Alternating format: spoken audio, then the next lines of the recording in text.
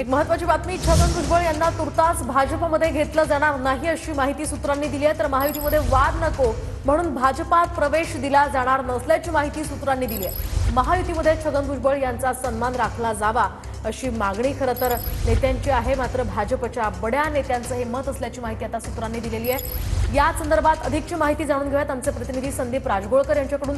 संदीप, काय सांगाल? खरं तर भुजबळ नाराज असल्याच्या चर्चा आहेत आणि त्यामुळे भाजपात ते जाणार असल्याच्या सुद्धा चर्चा होत्या।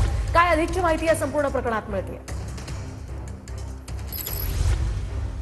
मोहिनी, मंत्रिमंडळाचा विस्तार झाल्यानंतर आपल्याला माहिती आहे तिन्ही पक्षातले अनेक नेते हे नाराज आहेत, कारण त्यांना मंत्रिपद देण्यात आलेली नाहीत आणि प्रामुख्याने सुधीर मुनगंटीवार आणि छगन भुजबळ या दोन्ही नेत्यांची नाराजी स्पष्टपणे दिसून येते। भुजबळ यांनी तर मुख्यमंत्री देवेंद्र फडणवीस यांची देखील भेट घेतलेली होती। खरं तर या मोठ्या नेत्यांचं पुनर्वसन करावं असं सगळ्याच नेत्यांचं मत आहे, मात्र सध्या छगन भुजबळांना भाजपमध्ये घेतलं जाणार नाही आहे। त्यांनी तसं स्पष्ट अजून केलेलं नाही भुजबळांनी, मात्र भाजपमधल्या एका नेत्यानं अशी माहिती दिली आहे की त्यांना जर भाजपमध्ये घेतलं, एक मोठा ओबीसी नेता म्हणून त्यांची खरं तर ओळख आहे भुजबळांची, पण जर घेतलं त्यांना तर अजित पवार आणि त्यांची राष्ट्रवादी काँग्रेस जी आहे ती नाराज होईल, त्यामुळे तुर्तास तरी त्यांना या भाजपमध्ये घेतलं जाणार नाही।